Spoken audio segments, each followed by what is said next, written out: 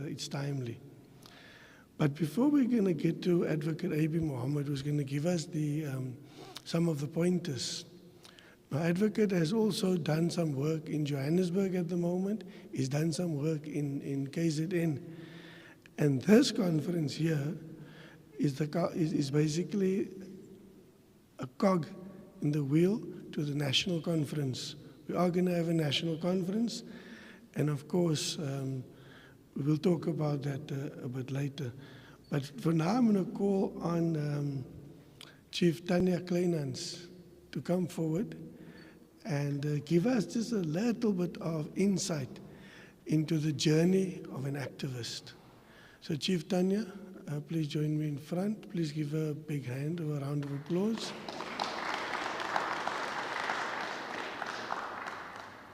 Just by introduction, Chief Tanya, come forward. She has been a staple of activism in the Western Cape. In fact, I met Chief Tanya under very difficult circumstances. We were fighting bitterly. We were thinking the same things, but we were fighting different battles to achieve the same result. Now, that's the problem with most activists. We want the same things, but there's a squad for Maka. We fight each other. And that's exactly how myself and Chief Tanya started the process of working together. Around about 1996, we were busy with getting people back to District 6. People were forcibly removed in District 6. And then government said, okay, let's get people back. Let's reclaim what was lost. And Chief Tanya represented a group, and I was representing the trust, the beneficiary trust, District 6 Beneficiary Trust, with the late Dr. Anwar Nagia and many others. And we fought a bitter battle, 4 different groups fighting each other. And this divide and rule kind of worked for government. So almost 40 years later, you still see nothing is happening in District 6. Only a few houses were built. But just imagine if we all stood together at that point, how far we would have been. So, Chief Tanya, maybe you can give us a little bit of your journey as an activist. Thank you. Righteous greetings, everybody. When I look at you, I see rainmakers. I see warriors, agents of change, because essentially that is what activism is all about. It's about what you do to better not your life, but society at large. Currently in South Africa, we are facing the most unequal situations describable to humanity. And through my journey, I think it's a generational process within one's family, because it's all about sowing seeds. And as Leader Ikshan has said, we have diverse strategies, but we have a common goal. And but time loss, it's all about when you sow the seed, you nurture it, how you find each other, and it's all a journey towards rights and justice. That is what activism essentially is all about. Because the disparity that we have today between extreme wealth and extreme poverty, we find ourselves as NGOs, NPOs, however you want to describe yourself as an individual activist, we are in the gap. We're closing that gap. And what we do as activists essentially affects policy. And that is what is important, because the two are not separate from each other. So what has happened over a period of time, especially within our organization, IRASA, it started through displacement and the effects that displacement has on the individual, on the family, and on society. How the Cape Flats was established out of the forced removals of 60,000 people from District 6. If you look at 5 generations later, what that has amounted to. and what we are experiencing, every form of social ill. Now, when we speak of rights and justice, we have to look at every sector of the economy, whether it is land, tourism, fishing, housing, safety and security, all of those components are affected. And activists normally find a lonely voice, a voice where society is influenced. They're influenced by a political hegemony. And then if you counter and you see the injustice in that policy and the application of that policy, you stand apart. And this journey here is one where, and when I speak about rainmakers and agents of change, is where we all have to come together, because there's a common thread here, and the thread is we want change, not just for ourselves, but for society, for community, and that's what communities are all about. A thriving community is not dependent on one person benefiting. It's dependent upon everyone having that true sense of what we call a democracy, equality within society. Our Bill of Rights is championed within as a principal document to our Constitution, but do we or are we actually true benefits of the Bill of Rights? So let me just track back again. You know, dispossession is an unnecessary evil. And we need to understand, like in my family, and I will speak because Leader Ikshan just asked me to share a little bit about my personal self, where on my patriarchal side, we were removed from my dad, then were removed from Mowbray. My matriarchal, my mom, they were removed from Sea Point, Tramway Road. When the two came together and married each other, found love, and this family came, and there we had to face another atrocity of forced removals from District 6. So in our family, we are the beneficiaries and understand the generational effects of being force removed on 3 occasions. And I see those who I've grown up with, who were displaced into communities, where we were maybe just a little bit more fortunate because my dad was forward-thinking. He didn't want to be a recipient of the Community Development Housing Board at the time. And he said, no, I'm going to find a home for my family in an area that will instill, the sense of pride and the values. And that is what normally one has to compromise with the Community Development Housing Board. We're placed in communities where essentially our foundational values have been compromised.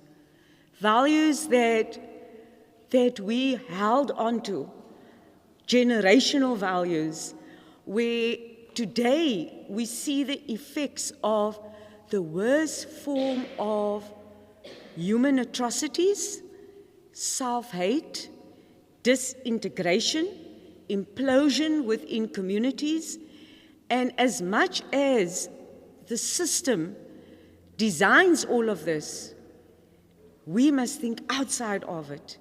We are the ones that need to find the solutions to change the socialization of what has been imposed upon us. So IRASA, the Institute for the Aborigines of South Africa, the Institute for the Restoration of the Aborigines of South Africa, it's quite long, but the acronym is very easy on the tongue, it's IRASA. We established it 21 years ago. And there's this classification of colored, a classification that puts us in a basket, that keeps us away from true rights. inherent rights, rights beyond the laws in this country, rights that are protected under international law. And those rights needs to be ratified. Each one of us, in every single one of us, the DNA mitochondrial strand of the First Nation people exist. We cannot be separated from our religion. We need to be extending ourselves to each other through culture, because culture defines who you are.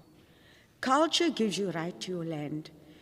1913, we were legislatively removed from any form of restitution, land reform, or redistribution in this country.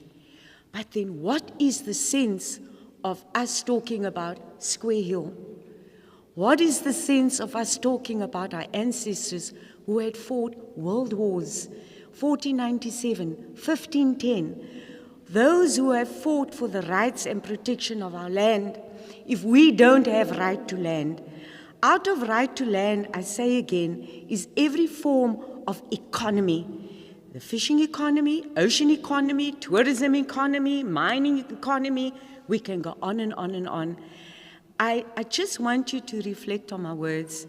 And yeah, I'm one where they always say, you know, when this woman appears, we're not sure now if we need to call the police or if we, you know, but I always say, it is good to be known that you will not stand for that which is just being forced on you, because enough time has been wasted on speaking down at us. You speak with us because our voice is relevant, so relevant that what we do today is action translated into 7 generations. Thank you.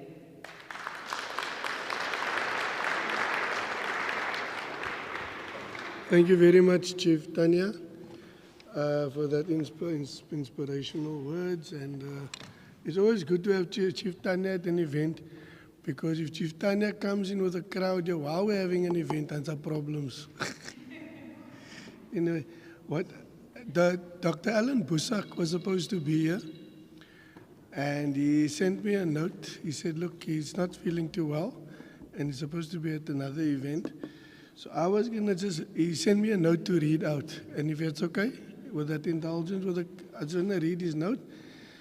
Because, of course, I can't say it like Alan Boesak says it. He's one of those people that, he's the Martin Luther King of South Africa. So it's going to be difficult for me to read it out, but I'll try. And he says here, dear friends and fellow seekers of justice and peace, I regret very much that other commitments are preventing me from joining you this morning. Your conversation is a very important one, crucial at this time of our country's history. Civil society is an unmissable element both in the struggle for and in the building, safeguarding, and growing of any democratic project. It is in many ways in the struggle for democracy, as well as in maintaining that democracy, the truest realization of what we mean with that meaningful slogan, power to the people.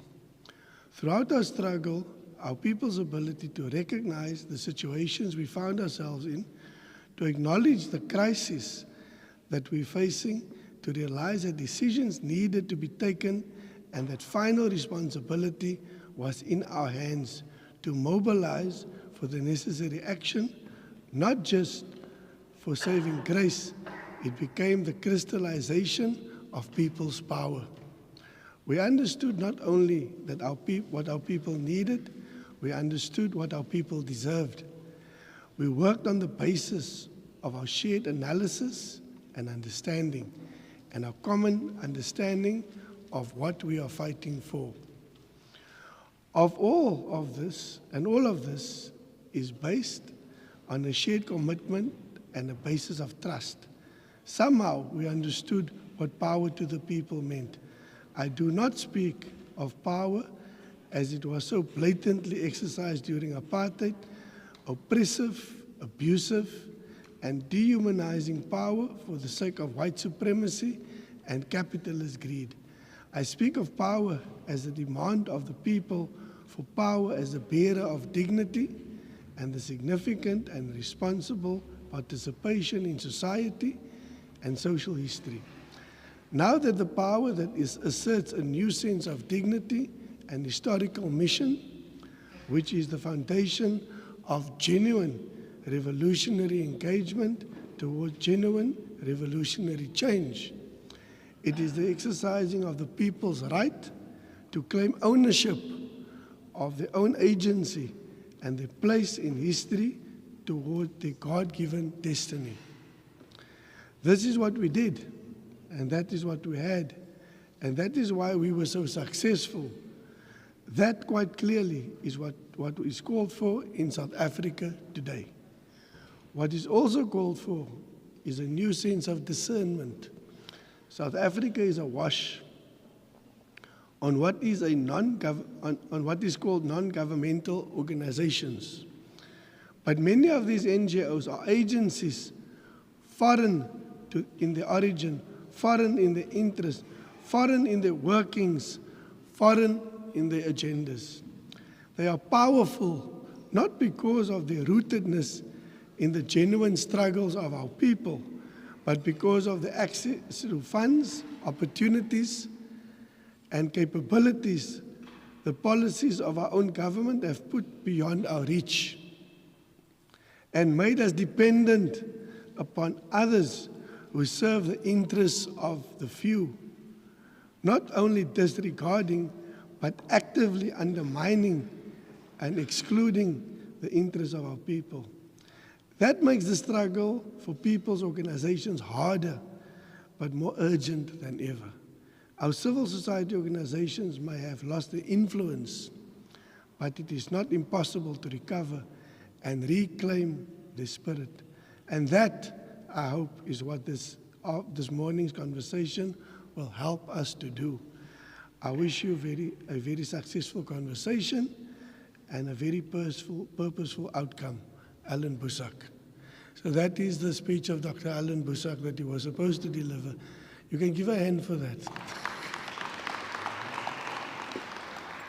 Thank you to Alan Boesak for that, and I will relay this conversation's sincere thanks to Dr. Alan Boesak for taking the time to write that note. So now we come to the purpose of our event here today. I'm going to call on Advocate A.B. Mohammed SC. I would have loved for someone, and I'm looking at Brother Nazir, to maybe give an introduction to our dear brother A.B. Mohammed. I mean, you know a lot about his history, his activism, and where he came from. So I would like somebody like Nazir Osman to come introduce Dr. A.B. Advocate A.B. Mohammed. Shukran, Nazir. Assalamu alaikum and good morning, everybody. I firstly want to take the opportunity. Firstly, my name is Nazir Osman. I'm chairman of Islamia College or Islamia Trust Board here. You know, Advocate A.B. Mohammed's CV is too long to introduce. It goes from advocate to journalism to everything that you can possibly think. Hafizul Quran, director of banks, founding member of Al Baraka Bank, and many, many more, accumulated by the Western Cape University, and all of those things. So I don't think he'd be very pleased of me mentioning everything. But let me take the opportunity by welcoming each and every one of you, in particularly all these AGMs. I want you to understand the importance of what's going to happen today. It is extremely important. I need you to put your ear to it sincerely and recognize the future of what's happening and what's coming. Inshallah, I'll take the opportunity of calling the Honorable Advocate Hafiz Abu Bakr Muhammad.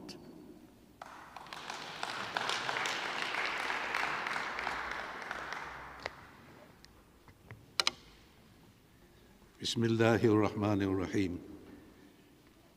Brothers and sisters, Assalamu alaikum wa rahmatullahi wa barakatuh, and a very good morning to our brothers from different communities and societies. Pardon my formalities, which I want to just shorten it and get straight to the point. We had an election, and 70 political parties registered, 52 parties were eligible, and 18 made to the finishing line. 26 million voters registered, and 16 million voted. 10 million remained silent. That silence makes a very powerful statement. And the 16 million that did vote did not give any political party the majority. So if we unpack the effect and the meaning of the 16 million that voted, we can say that the political parties that made to the finishing line, they could be classified or categorized into two components: those that opted for constitutionalism and those that opted for popularism. Now we know that the ANC, the DA, the Patriotic Front, etc., and the smaller parties opted for constitutionalism, and the MK, the EEF or EFF, and others opted for pluralism. Now, how do we unpack these two is that what I call the acronym of VUCA. V for volatility, U for uncertainty, C for complexity, and A for ambiguity. None of these four is found in constitutionalism, because that is another way of saying the rule of law. And the rule of law is the prerequisite for economic development. And economic development is a necessity for poverty alleviation, job creation, housing, healthcare, and the rest of it, which all of you are familiar with. Popularism, on the other hand, has a less inclination to the rule of law. It's more about who shouts the loudest and people follow. Effectively, with this ambiguity, volatility, there is what we call situational ethics. What was good yesterday is bad today, and what is bad today is good tomorrow.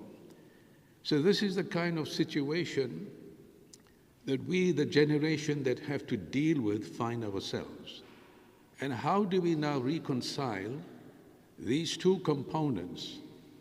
Because we are in it for the next 5 years. And secondly, with this particular grouping, and we as human beings, regardless of religion, ethnicity, culture, or orientation, we are genetically programmed. Every human being on earth is genetically programmed to be uncomfortable with volatility, uncertainty, complexity, ambiguity. Ask your neighbor, ask your spouse, your husband, your wife in the dining room. The conversation will be exactly the same, because we are genetically programmed. Therefore, we need to now see how this reconciliation between these two components take place, because it is South African citizens that eventually have to decide their future within the sovereign boundaries of the state. That brings us to this question of how changes or problem solving take place. We went through 300 years of a very oppressive colonial system, discrimination, a system that is so extractive, so exploitative, that it became into an institutionalized system that took the United Nations in 1973 to declare as a crime against humanity. And that's the apartheid system. On the other hand, you had a system based on the pigmentation of one's skin, that I'm superior to you, etc. And they in turn advocated for themselves, as a minority, all the resources of the state. But then let us not ignore the popularists who are shouting for economic distributive justice, poverty alleviation, and job creation. This is a fact that should not be ignored by the popularists, and in fact, in our view, is the highest priority. That grandmother in a shack in some township that is suffering because she is burdened with her grandchild's education, that is the kind of person that we should be compassionate to raise as the highest priority. So what happens, is this a problem unique to South Africa? It's been a problem in other parts of the world through other systems.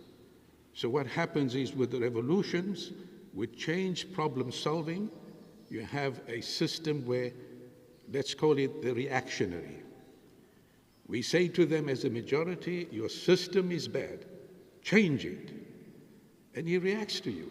You said, no, you're going to be where you are as long as I have my gun pointed to your head. That has been the problem-solving method of the reactionary, and what happens, he fuels the revolutionary, who then resorts to arms and brings the whole system down, including the house, including those things that are needed for subsistence of one's life. When the women and children say, what happened? You took the roof above our head. The revolutionary regards him as counter-revolutionary. And that in turn leads to civil strife and discord between society, and the whole nation crumbles. And then the third one is the evolutionary approach. But we also know that in the evolutionary approach, you buy time. And since time, all human beings are at a loss, we react to this, both the reactionary and the revolutionary, because the evolutionary is buying time. He takes one step forward, 2 steps backward. And therefore, his problem-solving method is destroyed. So how did South Africa manage this convergence? In 1994, and it was that our legal system, which was institutionalized for 3 centuries, the Germanic law, Roman Dutch law, Roman law, British mercantile law, and all of these components over the period of 3 centuries merged into a very distinct hybrid version, which we call South African law. And what we did is something unique, and that is that through CODESA and the discussions, we effectively retained the receptacle but removed its content through the Bill of Rights.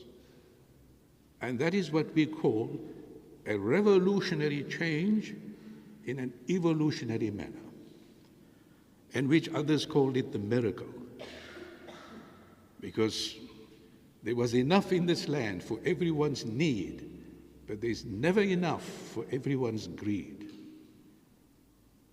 And then what did we do with this miracle? How did we get here when we had a miracle just 30 years ago? And that is because of 2 utterly irresponsible, foolish decisions taken by the previous government and the new government, the ANC. What were those? One was cadre deployment, because this fellow was waving a flag somewhere, and he claimed through so-called struggle, entitlement, not competency. And the other one, who had pocketed all the benefits of the apartheid system, conveniently created an exit plan called the Sunset Clause.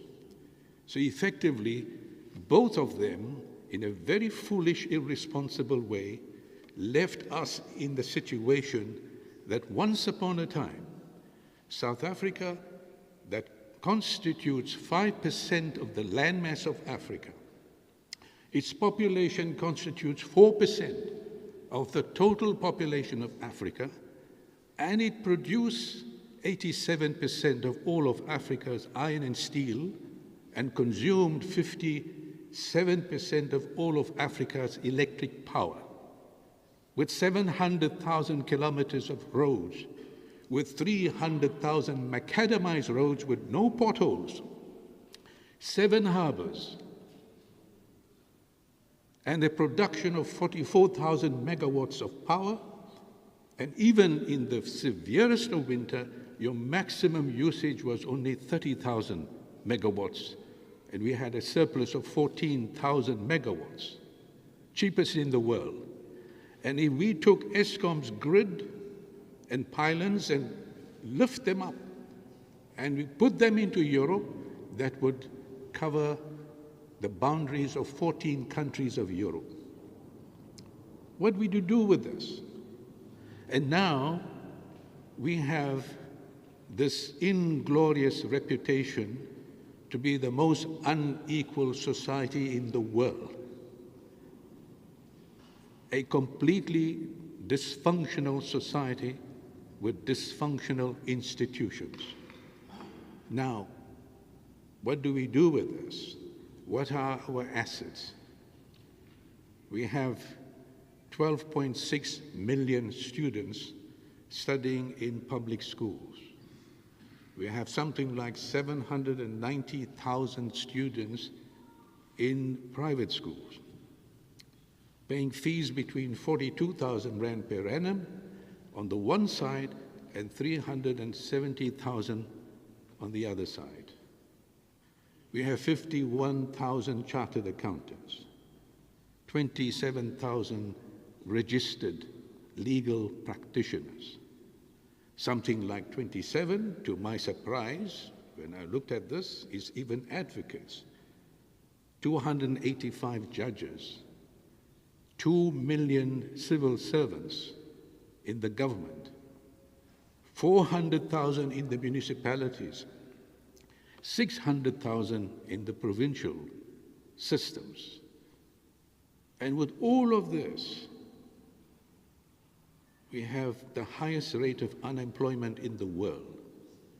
The poorest of the poor has not been fed, and every second day, the burden is falling greater and greater to the NGOs. The NGOs are at the coalface of that 16 million, or that 26 million, or that 60 million. We are at the coalface. And yet, there is no national institution of the NGOs that occupies a seat in the power structures. There isn't one. Look it up.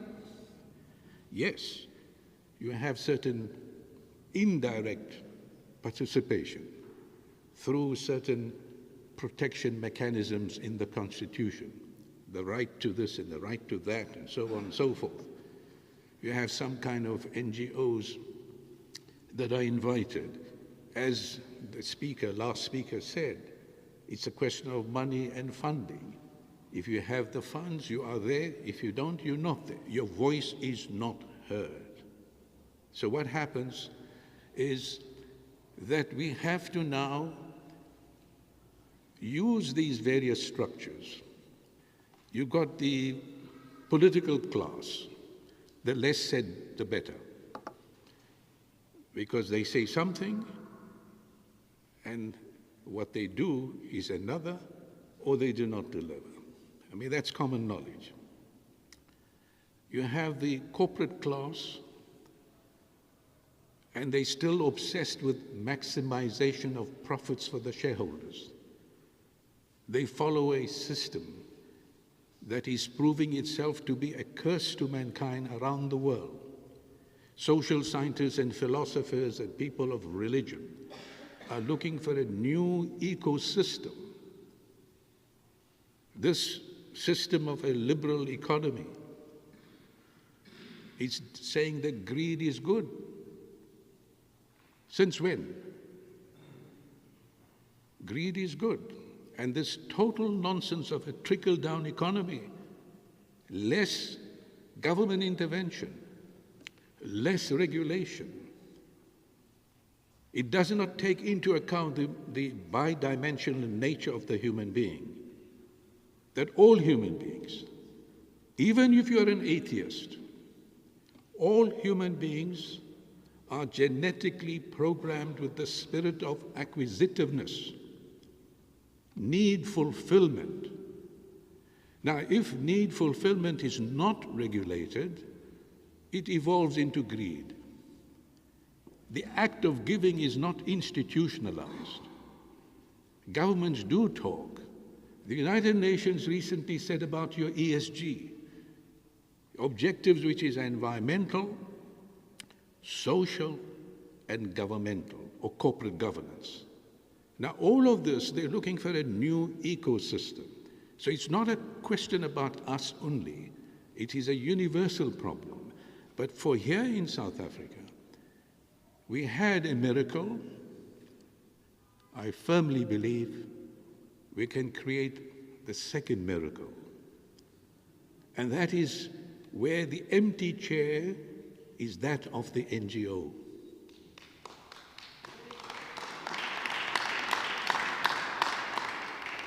That chair must be taken in Parliament, the NGO, because he is where professionalism lies, he is where social entrepreneurship is. He is where compassion and mercy. He, therefore, is the rightful representative of the voter to whom power belongs.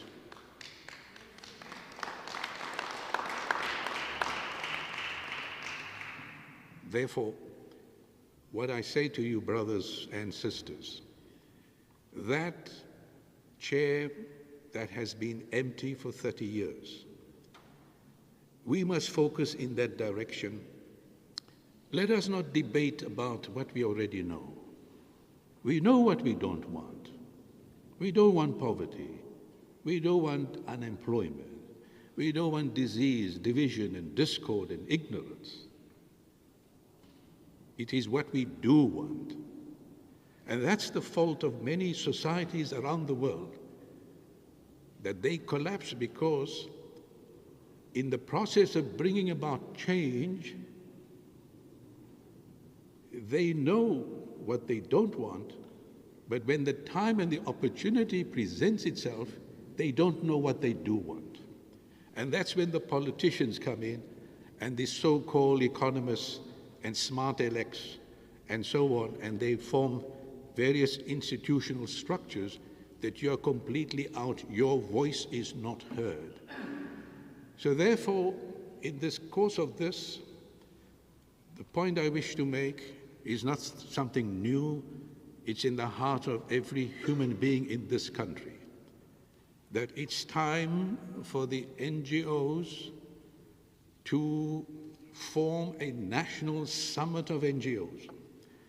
Do you know how many you are?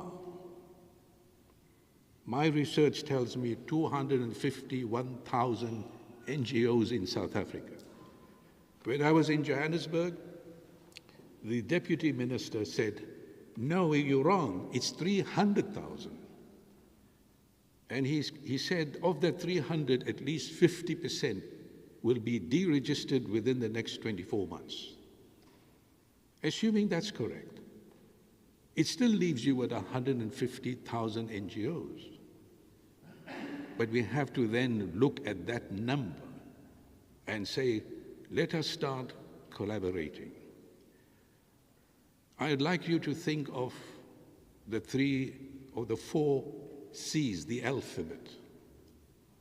C for connectivity. C for collaboration. C for comprehension. And C for contribution. When you connect, you collaborate. When you collaborate, you comprehend. And when you comprehend, you contribute. And when you contribute, you raise the society from its level of imitation to its level of innovation. That's where we belong. So this idea that I'm presenting to you, not just myself, but on behalf of our brothers and sisters, jointly. Our train started in Durban with Al-Ansar and One2 Al-Ansar Foundation, of which I'm a member, and in collaboration with Al-Baraka Bank, at the premises of the bank, and 50 NGOs that attended joined the cabin. And then with this train and the journey, we meandered through the Drakensberg and eventually came to the platform of Johannesburg. And in Johannesburg, 70 more NGOs joined the coach. And from there, we weaved our way through the Karoo and eventually to your beautiful city and at the platform of Cape Town, where history began. What we want to do now is to resume this journey, asking you to come on board, another 50, 60, so that the 120 that have already been formed become the pre-incorporation committee for the big one, the granddaddy of all summits in this country. And that is, we have already set into motion to hold this South African Summit of NGOs in about September 2025, where 2,000-3,000 NGOs assemble and prepare the People's Charter.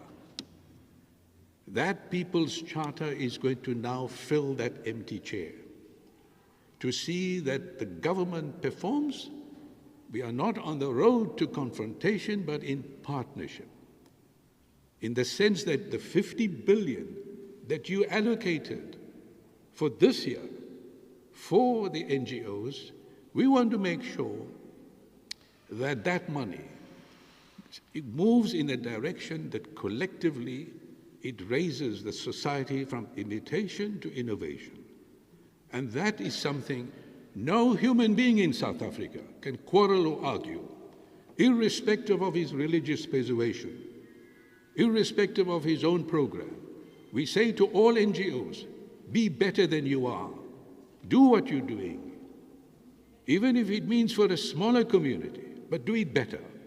Because collectively, when you have a national voice, and now you're sitting on that chair, you will be able to say that service delivery is now delivered. Because service delivery incorporates everything. Sanctity of human life. There's food, there's roof, there's shelter, there's clothing to everyone. It also incorporates the culture of families and societies. That's service delivery. It incorporates the sanctity of private property, the emphasis that work is worship. We are going to say to them, you are giving now social grants to 12 million people, which is not necessarily constructive for a growing economy. But what you did, that 12 million is now increased to 17 million.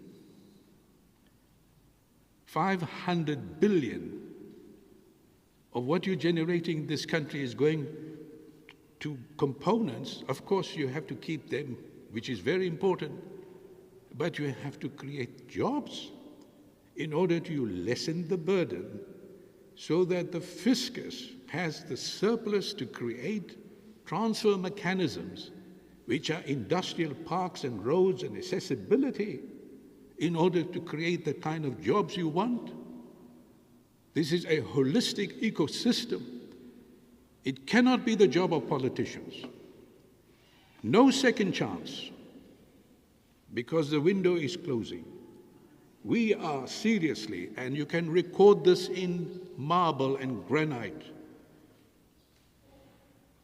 you have a window that is shrinking.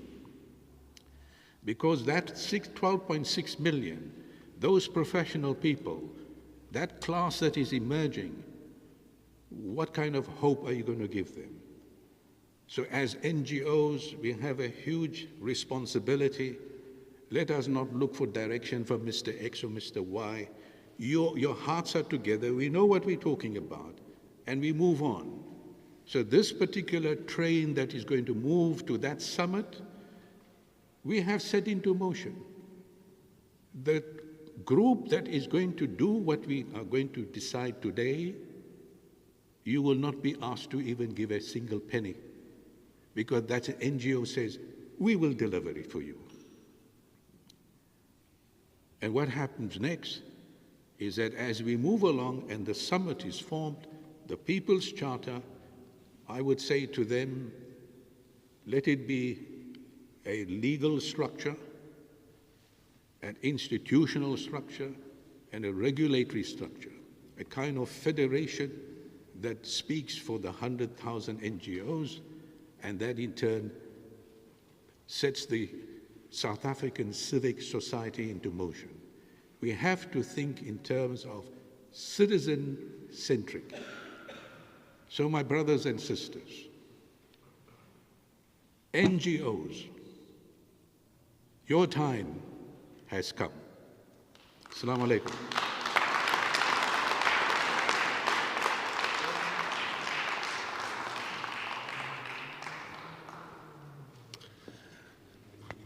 Shukran for that, Advocate Abu Mohammed, Senior Counsel. It was very inspirational. I think you set a good tone there. Now we get to that interesting part of the event where we're gonna Abdul Rahman.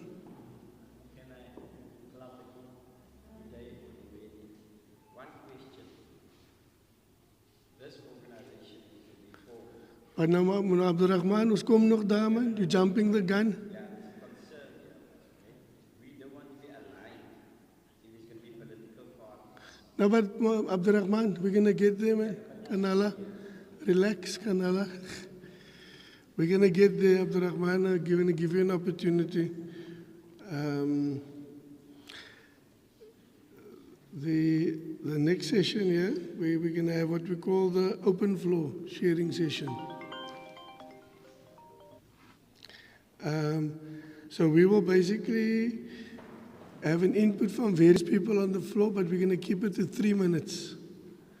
So next speeches, it will just be your concern and maybe a little bit about what you do. And of course, posing a question maybe to Advocate Abu Mohammed.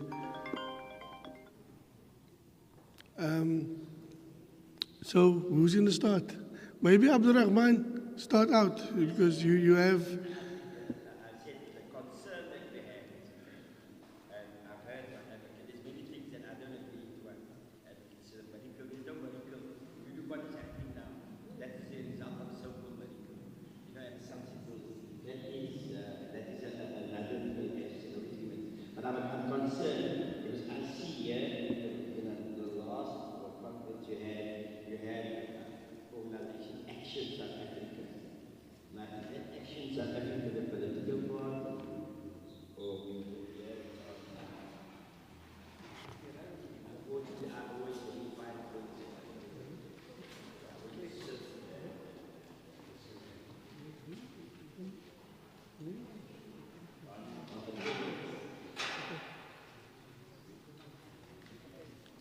Abdurrahman, your question is, I think the crisp part of it is, why is the political parties involved? Okay. Okay, Abdurrahman, if I can just tell you quickly, that was discussed by the organizing committee, and it was decided that this is about NGOs, this is about civil society. And the grandstanding that political parties, they had the opportunity to do it. So this is not about political parties, it's not about members of political parties, this is about civil society. So if that answers the question.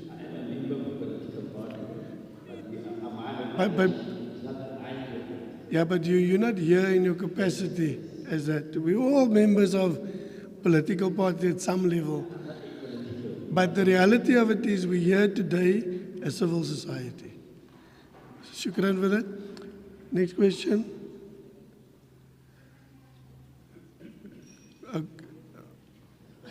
There we go. Gentleman at the back.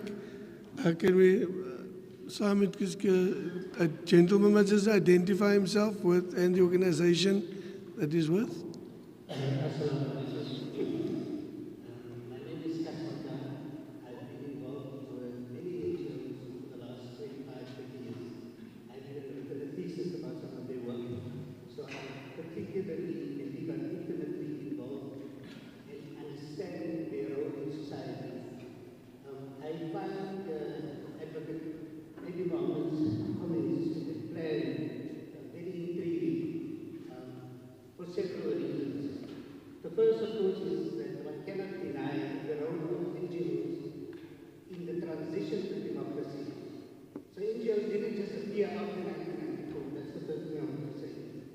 So the idea of speaking of the government of the people in such a dismissive way, and I wanted to know, I can't recall, I attended many political meetings, I cannot recall such political insight and fervor from any government in Durban, anywhere in the country, against the apartheid system.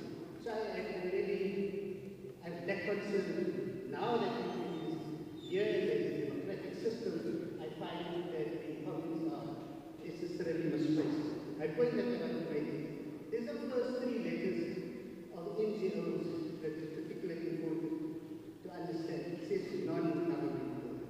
And that has a history, and that has a purpose. And NGOs exist particularly to hold particularly for the independence. It's part of the international humanitarian principle to remain independent because governments come and go. And so, whilst we may have grand ideas of doing 100,000 NGOs, and I can tell you, I work for the National Development Agency, we registered and funded many of these organizations, that pipe dream that we want to sell to people is going to just be another pipe dream. Many NGOs do sterling work to hold the government accountable. And you as a lawyer will know particularly what NGOs do to hold the government accountable in litigation and various issues. So my concern is just, let's not sell people. It's good to organize, it's good to bring people together, and I encourage that and I support that. But let's not sell people a pipeline of September 2025 and what we're going to do, and wanting to have seat in government. These are confusing terms that are during our time of deliberation that we will make some sense of it. Statistics is fantastic to quote. It makes the speech enriching, it makes people feel that this man really knows what he's talking about. Remember that other people can also quote statistics otherwise. That's it. Shukran, but I'm still trying to... My concern is with some people in pipeline of 100,000 NGOs is going to change the world for the government. For the better. We're not going to change South Africa just by 100,000 NGOs getting together. Many of those 100,000 NGOs also just exist on paper. Okay, shukran for that. Any other comments? Before I'm going to ask Advocate AB to respond a bit later to that. But let me just get the next question going. There we go. Joe? Alaikum salam.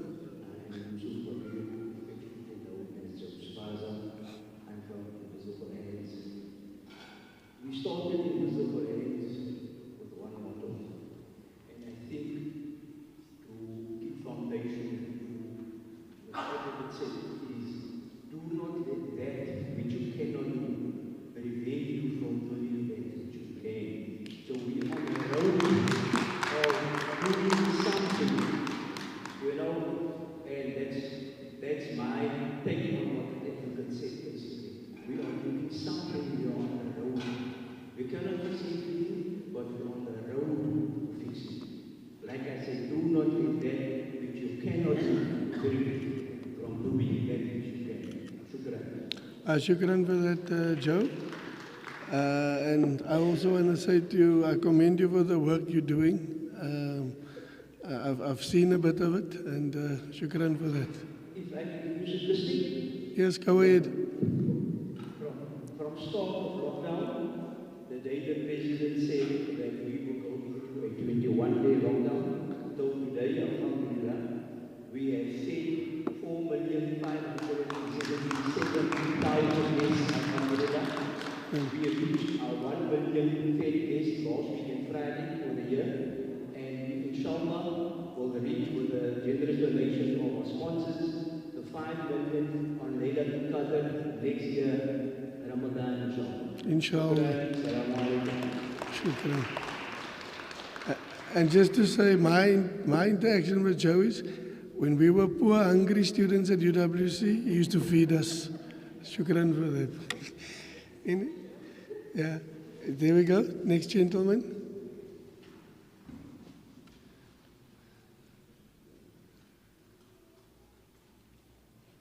Assalamu alaikum. Salam. My name is Zaid Mohammed. We're working together. I think it's a very noble initiative to take place here, and I think support us. I'm from the Global Green Foundation. I establish food cards at schools. Food security is very important in our country, and we must take ownership and really start and start. I started 3 food cards. One is called Give to the Growers. I work for the state at the post office. I'm an engineer by profession. We negotiated for 2.5 hours. We stopped paying doctors for the workers and decided to food card. And that one is about myself for the 10,000 values. But I made it a very unique food card. It's food for the workers by the workers. Of 800 people working there, 2 people working in the garden. So I've done the workers in my speech at the end, food of the price of food to be affordable to everyone. Nutritious, wholesome, good quality food. Today, you find food in supermarkets as produced, and you can understand the chemicals they use in the food, the fertilizer, and pesticides. And we need to go the organic way. Where do you start? Every school has a space to start food gardens. Every child learn how to plant. As an NPC, I'm in county schools that involve something. One project at a high school, the garden experiment started in 2022, 1.5 years ago. It's a fully established garden. The kids are getting involved now. At every school, with the potential of food garden supported by the community. How do we fund this work? You make the school, I make the school. Let us start a very labor nutrition to that school that it's called 365 grants a year. For that money, we invest in food garden school, the community supported food garden. I've established a food garden at the December, exactly a year ago. It's hard work. I work every Saturday, somebody for 5 people assisting there. But the food we produce, I work with a third goes to the organization, third goes to the food kitchen, and third goes to the food that feed the poor. And these are things we do. And then we ran 26 cents go to labor, 36 cents go to composting, 8 cents go to water, 1.5 cents go to seeds. That's where I spend the money. But it is important that we start amalgamating and working for better conditions. And forget politicians, they will be nothing. We must take responsibility now. Shukran, jazakallah khair. Harun?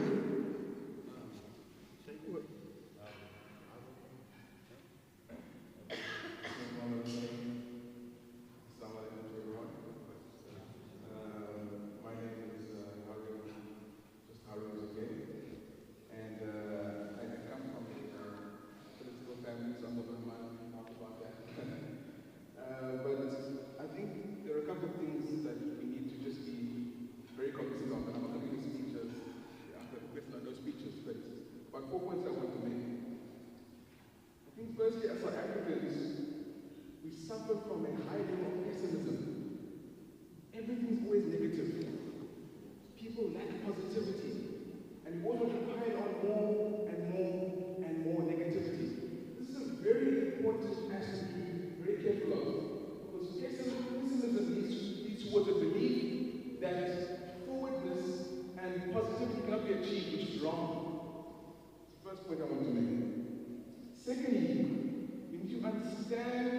that we must appreciate what people are doing within their capacity. From all the people, I only had one person say, Shukran, Jazakallah to AWQF and the relevant other entities who make this event possible. That's a starting point. And Nabi Muhammad says that whoever does not show appreciation to mankind has not shown appreciation to Allah subhanahu wa ta'ala. The first thing says Jazakallah, and even coming here. I forget the need to be here. So that's number two. Express appreciation. Even if you don't agree, at least express appreciation. Thirdly, something that is very big concern is we do not see enough of the youth in this building. And in a lot of our programs that seek to change the status quo, we see very minimal participation of the youth. Where are the youngsters? Where are our children?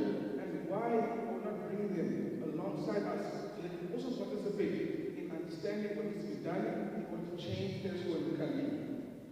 And lastly, from my side, as I said, I come from a political family. So I believe that it is very important that I see more people in the room of Muslim faith. Why do the Muslims have close to no political power in South Africa as it stands at the moment? It's a very big concern. From 1994, where we had approximately 6 or 7 ministers, today you only have one Muslim minister. Not one. It's not a concern. It should be a concern. So, sorry? The deputy minister. The deputy. Sorry, Buddha. Kanala, man, give him a chance. We gave you a chance. And if you would, please don't heckle. That is not... Okay, I'm not stressing. I'm telling you not to heckle. Can you continue, Mr.? We don't have one Muslim minister. A deputy minister is not a minister. Cabinet is comprised of ministers, president, and deputy president. Thank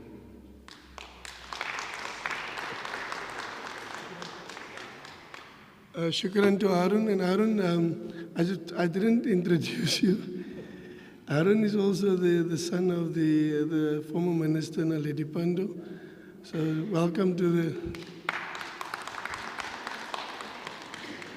So I want to ask now Advocate AB to come up. We've had a few comments, some mostly positive and one negative. And I think and debate is good. And dissenting voices are good. So we need to talk about it, because if we all disagree on something, it can't be a good dialogue. Sheikh, I was going to give... Sheikh?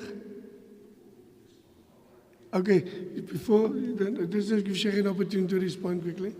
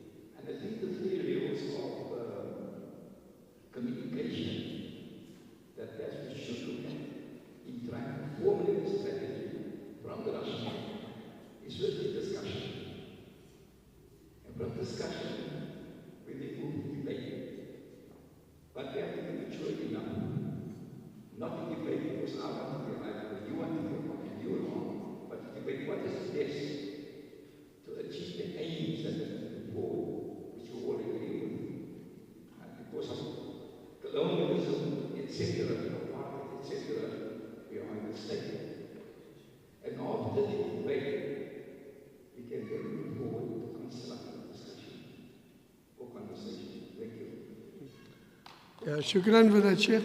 I just want to say that I think maybe it's a good idea to get people to firstly, we obviously need buy-in. That's why people say what they are doing. Some people believe it's possible for proper collaboration. Some people believe that it's a pipe dream. And it's fine, because as I say, it's about getting a proper understanding why we are here. I see Fatima's hand is up. Fatima, I'm just going to give you 1 minute because we are going to have another round. So I'm just going to give Fatima an opportunity, and then, yeah, where's the mic? Oh, Maaf. You see, you must wave. Fatima, let me just give her an opportunity, then I will give you, and then we can have Advocate AB to come forward to just address some of these concerns.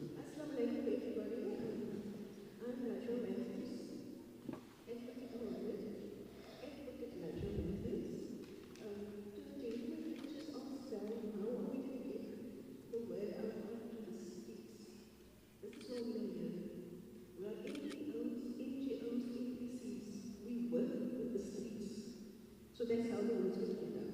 I'm a bit disappointed because I think this venue was a little bit too small. If the invitation went out ahead of time and to a more wider audience, because I think there's a lot of curiosity, especially that should be done. I, for one, I'm sitting here wearing 4 hats. I work for Statistics South Africa. I am part of the practical journey, a women female organization working with the youth, Imam Harun, and shukran again to your family for flying the flag high. I'm also sitting here as a women organization for Bihlan and Umar. I'm also sitting here coming from the serious facts as Boesak is, and for that I also acknowledge for setting the platform. We appreciate this. Shukran.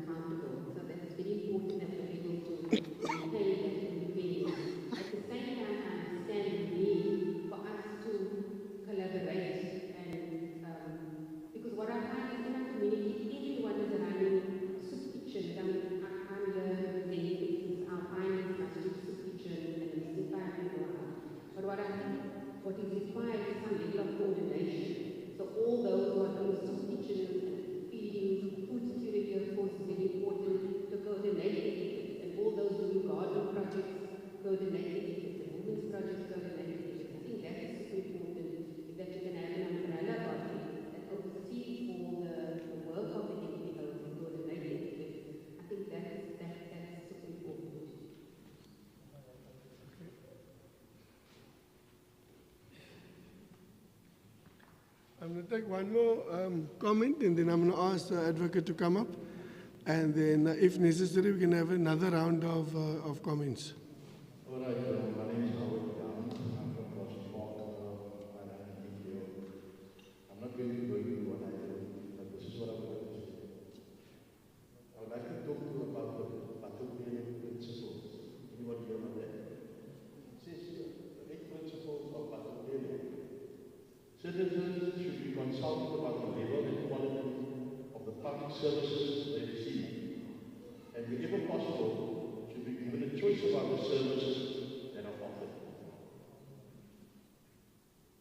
Service standards. Citizens should be told what level and quality of public services they will receive so that they are aware of what to expect. Access. All citizens should have equal access to the services to which they are entitled. Courtesy. Citizens should be treated with courtesy and consideration. Information. Citizens should be given full, accurate information about the public services they are entitled to receive. Openness and transparency.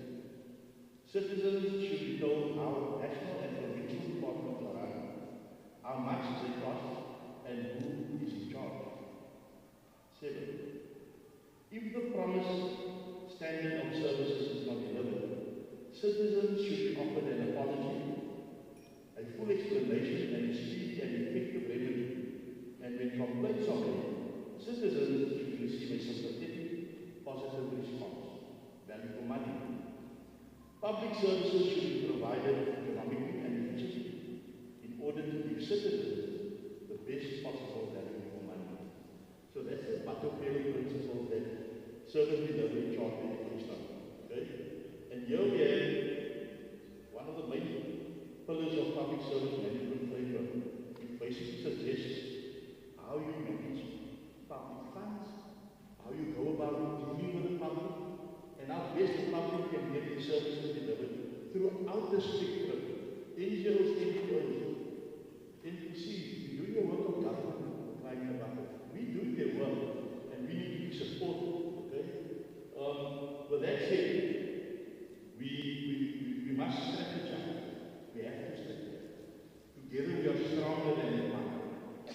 I can tell you that I've fought a lot with the ward councillors.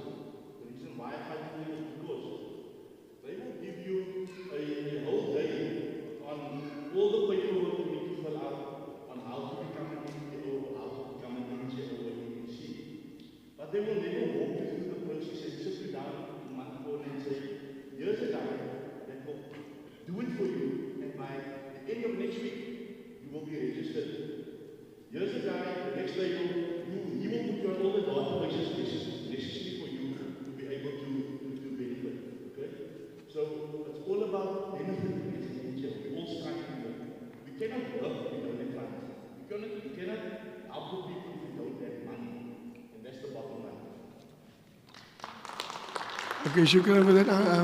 Advocate Haibi, if you can come up now and then maybe just address some of these concerns. And then we may have a second round as well after that. Once again, thank you. I want to answer the first one. This is a movement for NGOs, by NGOs, for NGOs, not for politicians or political party. Secondly, the objective ultimately, and you don't have to be a scientist to understand, that the objective is empowering citizenship. So it's citizen-centric, and it will follow its course. The second is about the pipe dream. I too had a dream 35 years ago as an advocate, as a businessman, and at the same time I looked at the ethical practice of banks, and I decided to do something about it. So I negotiated, or rather made an application and struggled, traveled abroad. I presented a 136-page document to secure a license on sound ethical principles, and raised it in my 30 years from 1 to 10 billion to what it is today, and it is growing. Its catalytic effect on the other banks, FNB, ABSA, and Standard Bank, is 58 billion. With Old Mutual is something like 28 billion. With the JSE is 10 billion. Here's a dream that led to what is now an ethical banking practice that is not extractive, that is based on partnership, that gives jobs, is 100 billion and still growing. Last year, as an extension of this dream, I said to the bank, let us introduce Sukuk as a financial instrument which gives the housewife the opportunity to participate with no interest involved but profit. We engage the best law firms. I am, by the way, a certified Sukuk professional. I know what I'm talking about. We spent 3 million rand to get their documents in order, to be in compliance with the National Treasury, in compliance with South African legislation and the Reserve Bank. And currently, it has now grown to 400 million. I'm the chairman of it. And it's giving a return consistently above 12% to the housewife, to the women. But the catalytic effect of that influenced the South African Reserve Bank. So why not we do it ourselves? Which they did. And that in turn led to the National Treasury to say, wait a minute, here's a nice ethical financial instrument, let us apply to ourselves, which they did. And Google it, 23rd of November 2023, they issued a sukuk of 20 billion, which was 1.9 times oversubscribed. And now they're looking at further subscription. This is an opportunity to get the lay people involved. This is constructive. It was a dream, yes, but not a pipe dream. I'm coming from that background. And I say to the brother who thinks this is a pipe dream, be with us and we will make your dream a reality.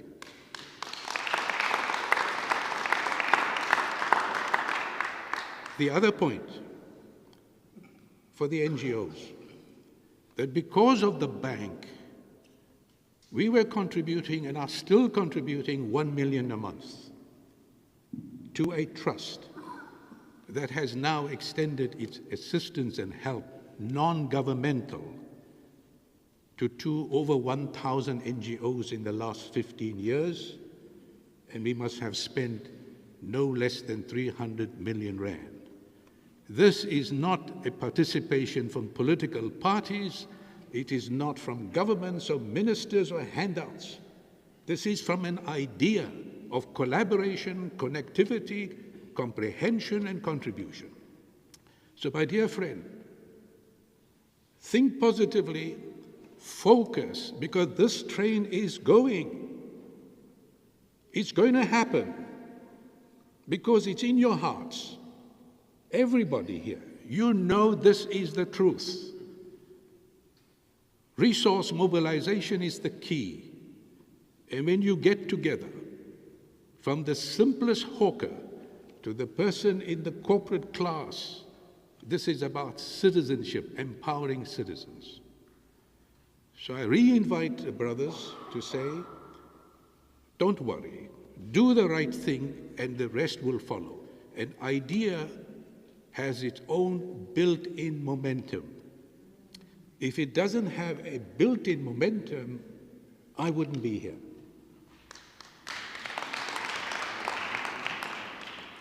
The second, I think the third one was the answer to the third question. What our brother mentioned about positivity, that's the way to go. And I believe, as Ihsan rightly said right at the beginning, the journey of 1,000 steps starts with, 1,000 miles starts with a single step. We had taken that step. We come to Cape Town. We want your endorsement. Let us have a resolution that we have taken, because the team will start working on this. And to the respected Imam and the others, this is not a proscription. It is an enabler for others to go at the molecular level. And that is going to be a workshop over the first half of 2025 till you are ready for the big one. And this question about 100,000, that's not possible. We're not talking about 100,000 NGOs. What he's simply saying is that that exists. That's what I was told. That is what my research is. But if you get 2,000 NGOs who are working and they get together to express the voice, it will come automatically. So I hope I've given some comfort to the people who are concerned. And before we leave, I fly back to Durban this afternoon. I took the morning flight. It's not a pleasant thing to go 2 hours, 20 minutes and to come here and address you for 1 hour and take a flight back at my expense, not an NGO, even the bank at my expense, not at the expense of society or the NGOs. So I tell you now, trust me, if you want to go to that summit, get on board. Shukran, Advocate. I'm mindful of the time, and of course I don't like wasting people's time. People have stuff to do on a Saturday. I'm going to take 3 more. So there's Joe, and there's that lady, what's your name? Vanessa. And anyone, the third one? Gentleman at the back. Where's the mic? Vazi mic, Vazi, roving mic. Okay, Joe, come to the front. And then I'll invite Vanessa up and the gentleman there. Assalamu alaikum once again. Good morning, it's all morning. You know, I'd just like to ask, or to say or make a statement. What epitomizes us being here? What is the epitome? And it is very simple. And this is the foundation of what the advocate said. We make an intention, each of us sitting here today, we made an intention to feed the poor.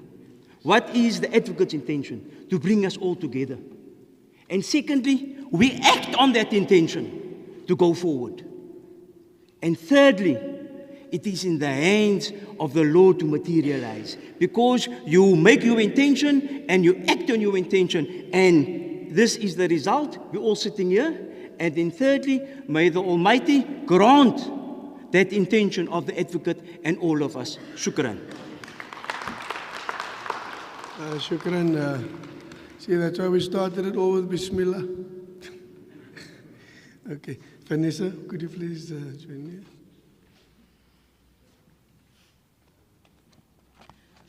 Good morning, everybody. Thank you to Mr. Osman for inviting me here, and thank you to Advocate Mohammed. And I really appreciate this. We're not here by chance. That is, for me, very important. If your dreams don't scare you, it's not big enough. I came here expectant in knowing that in our apartheid regime, we know what we went through. And then we went through the democracy, which was a pipe dream. And when we're standing here as a collective and saying that the CBOs is not being recognized, it's a dream or it's a passion. We're not here and we're not doing feeding and the youth and gender-based violence.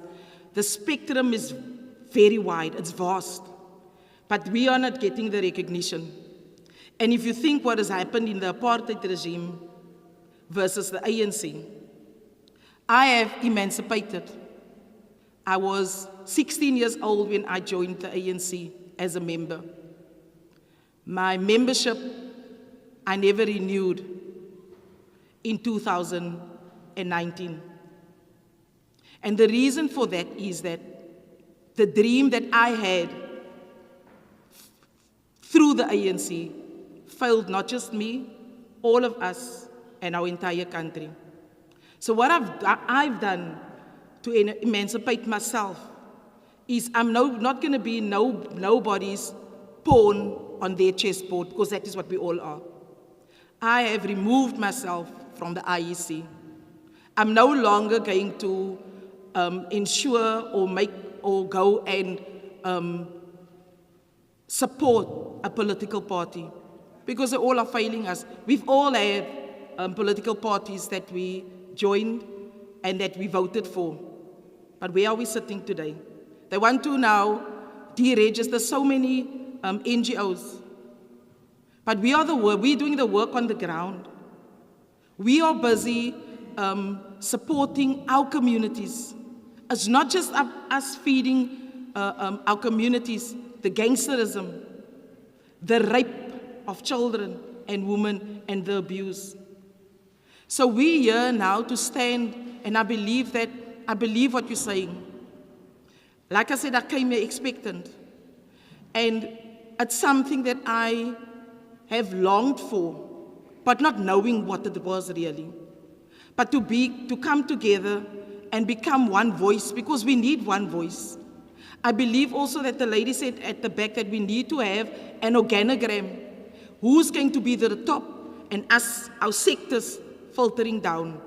And everybody must come into your passion. So we have a feeding scheme, but my passion is not just that. Our passion is gender-based violence. And our government and DSD has not supported us in our communities when it comes to gender-based violence. But as an organization, we have evolved, and we now girls before violence, because fathers raping their daughters. But then we have children with learning disabilities. So our spectrum is wide, and we need to have a collective in showing up, get the numbers, recruit on the ground, and let's unite together in knowing that we as CBOs will be recognized, and we need to have a voice in government. Thank you. You know, Vanessa, you reminded me so now of 1985. You would not have been out of place when you addressed the students in the auditoriums of the universities. Thank you for that. Then we had another gentleman there we go.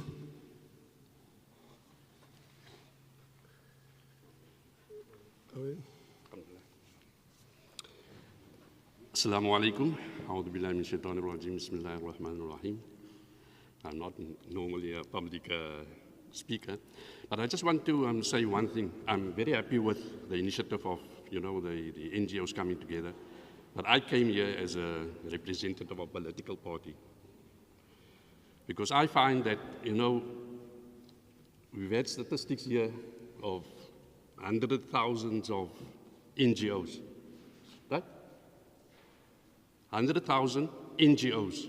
That means to say there are 100,000 individuals running these organizations.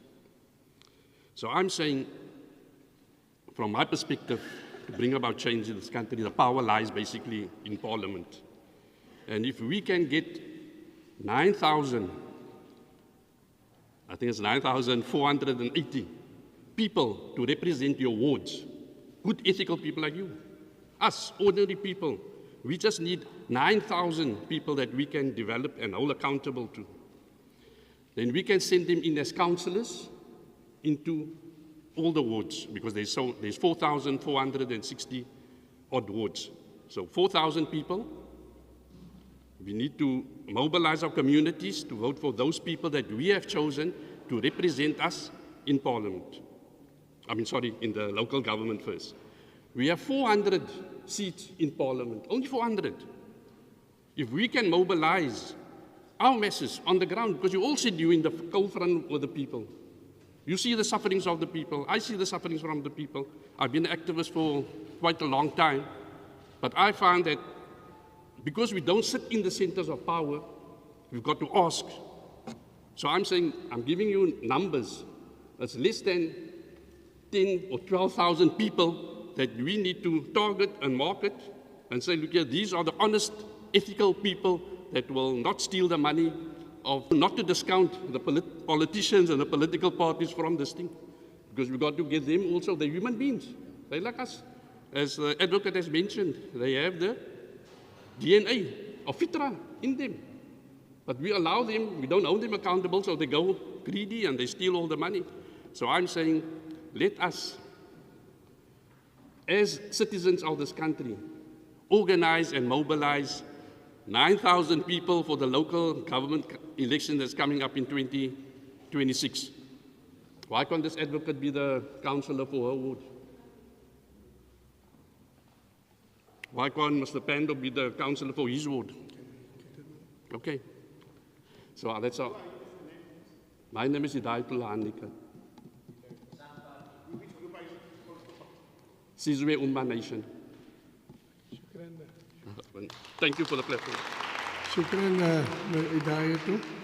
Okay, so I think we've had enough commentary from the floor now. I think now, because we're pressed for time, we're going to have to look at this resolution in front of you. You all got a copy of the resolution. It's drafted in very, very general terms.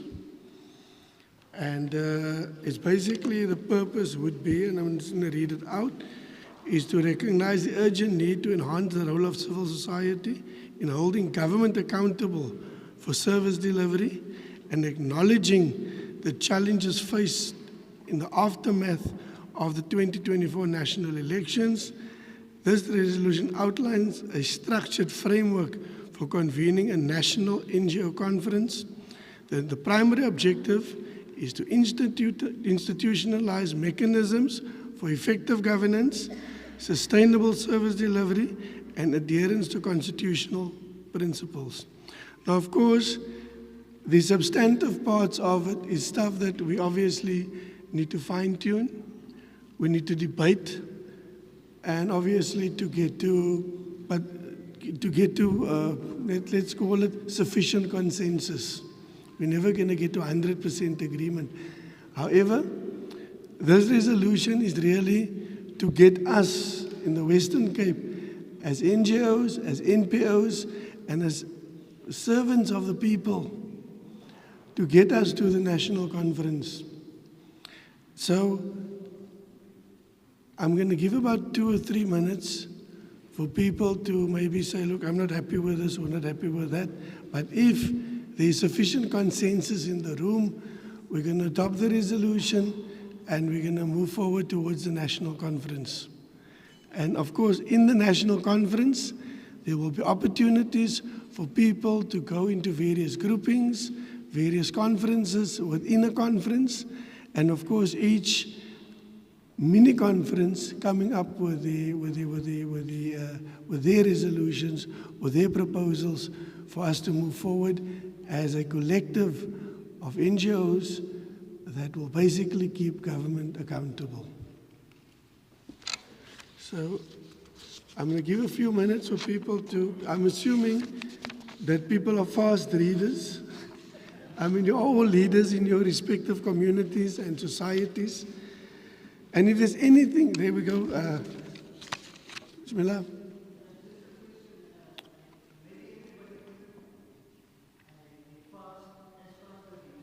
I'm sure there's a mic for you, man, because, okay.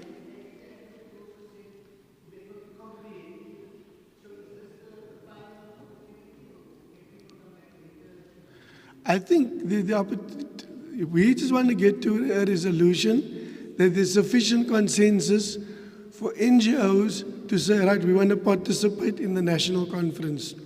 At that national conference, there'll be more than enough opportunity for people to voice any form of objections to resolutions that you may see here that you're not too happy with, but you'll be able to say, look, we adopted this, but the reason why is to participate. We in the Western Cape do not want to be left behind in the national dialogue. Is that okay? Okay, shukran. Abdul Rahman?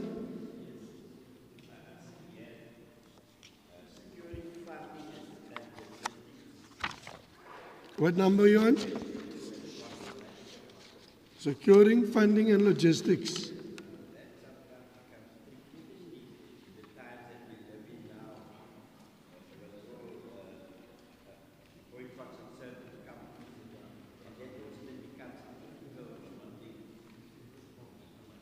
Sorry, no, what we say is this securing funding and logistics, partnership with international donors, and then the government, especially now when the boycott's going around, and then you accept money from these mercenary companies that sponsor genocide. So, no, I understand exactly. When it comes to Okay, Advocate Abi will address that quickly.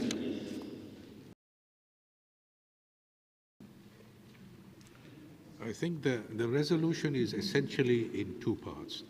One is procedural, and procedural meaning that there has to be workshopped, as Ihsan has mentioned, and all the details will be worked out. Everybody's viewpoints, the positive and the negative, will be taken into account into these workshops. The funding for that is already where one NGO is taking that responsibility, and that is in terms of getting the procedure to that particular station. Then the station itself, the platform that you reach, let's call it Nazareth, or it may be Gallagher Estate, or whatever it is, that type of funding obviously will be worked out between now and then. But once you are institutionally structured, and we're thinking of proper law firms, the big ones, and I will speak to them, come down from your glass towers, stop looking at your watches, and make your contribution. If you can't do it, we'll do it ourselves. So don't worry about all that part of it. Once you are institutionally structured, where you've got professional team of NGOs, highly qualified, transactional leaders, you have your mind can grow into setting up yourself, meaning your NGO. You are a member. You would make a contribution, maybe 50 Rand for the year, maybe 5,000 Rand. It's up to you. But then the mind, as you start growing, the first thing, if you want quality, here's somebody from here said about getting people into counselors. We set up, when I say we, the national structure sets up a municipal training college for excellence. Number one, get a school, tell the government, you got a school somewhere that is lying, give it to the national NGO. We put in professional people, train them, accredit them with the Department of Higher Education so that they are professional civil servants. That's the way to go. You tell the business class, make your contribution to bursaries and scholarships for people that want to have a career in civil service society. You have a foundation. This all will be managed by the National Foundation. But you carry on with the work you're doing. But I promise you, as the sun will rise tomorrow, you will become a better activist when these things are growing. Is this a pipe dream? So let's not worry about the details. The details will be worked out as the people of expertise and so on, amongst you put together. You alone make up 200 years of experience. If I tell this young lady, I've been in it, she'll say maybe 10 years. The other one is for 25 years, 30 years, 40 years. Put together, you have 300 years of experience. Demolish the walls and think. So what I'm saying to you is the procedure is just the procedure of how to go about it, but it will not be done by anyone that is not professional. I come from a background of excellence. We demand nothing less. So when we set up a structure, we will say to the best law firms in this country, wake up and make your contribution, right? So that's number one. The actual substance of this resolution is to get there. And then you can talk and workshop, so that ultimately when you got all the facts into what I call, for convenience, a citizen's charter or a people's charter, you got your structures up and ready. Have I said enough? Assalamu alaikum. Shukran for that, Advocate. Yes. Shukran for that, Abdurrahman. Ladies and gentlemen, you know, we're running short of time, so we need to move ahead. I just want to say, Abdurrahman, just quickly, I look at all the activists in the room here. I think I know most of them. I think I've worked with a lot of them. And I can tell you, the people here would not be here if this organization or the objectives of the organization was not mired in good governance and ethics. Because I wouldn't be standing in front of on this rostrum thinking that, is the ethics questionable? If the ethics is questionable, you shouldn't be here. You should walk out. So I'm saying everything we do must be couched in ethics, because otherwise we wouldn't be activists. So I'm going to take a large, we wanted to move forward, but I'm quickly.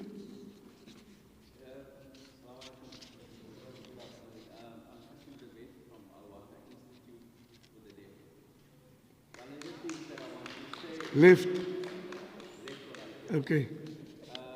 What I want to say is the deaf community is one of the most marginalized communities in our society. And I challenge anybody here working with NGOs to prove me wrong. So I want to make a proposal. I want to make the first step in the journey of 1,000 miles and propose that we accept this resolution and make it to the rest of the 1,000 miles. Shukran for that. In fact, I'm familiar with Al-Waqa because my partner Faisal, I think you've been involved with him when we started our law firm. I remember that was one of the first NGOs that we were involved in, Faisal more specifically. Shukran for that. En hy was 30 jaar gelede. Okay, so ladies and gentlemen, I'm assuming everybody read. Ons almal kan mos lees. Né?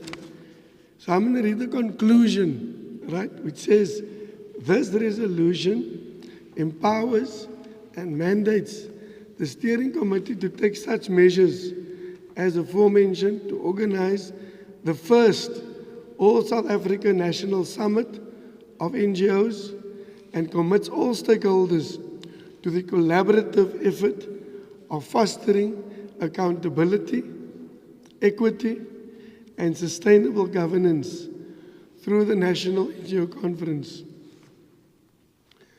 By institutionalizing the outcomes, South Africa can seize the current opportunity to advance constitutionalism and service delivery reforms before the 2026 elections.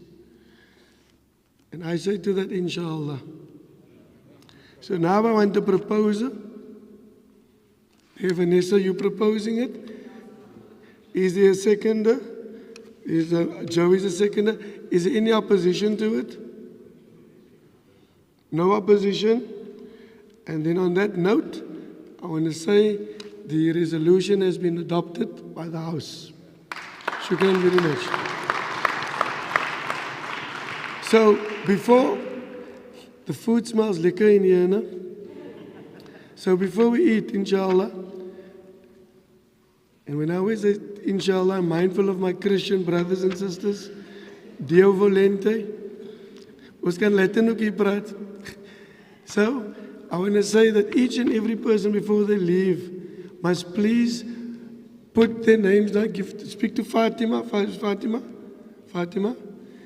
Please leave your details with Fatima, because we're going to start the collective via the WhatsApp group and via the emails, and people will be kept informed as we move forward. But Kanala, don't waste your time here today by not leaving your details. Okay? So on that note, I want to say, shukran, thank you to everybody that came here today. A Saturday morning is precious. It's normally supposed to be with family, in shopping, groceries that is. I want to thank everybody for coming here. I'm not going to single people out, but the only person I'm going to single out now is Mr. Ibi Mohammed for coming down and giving us his knowledge and his commitment to make whatever we are planning here today to make it work. So shukran for that. And to the organizers of the food, the venue, and everything else, I say shukran. And enjoy the food. And I'm going to say assalamu alaikum wa rahmatullahi wa barakatuh. I'd like a group photo if possible. Can we all get onto stage, please? Yeah, it's a great photo. That's a very big photo, but It's a good idea. we've got professionals here, so I'd love that. Can we all move to the stage? And then Manala? thereafter we'll eat immediately. There's 2 stations. You can help yourself stay, inshallah. Come. Okay, please come to the stage, Kanala. Okay, please.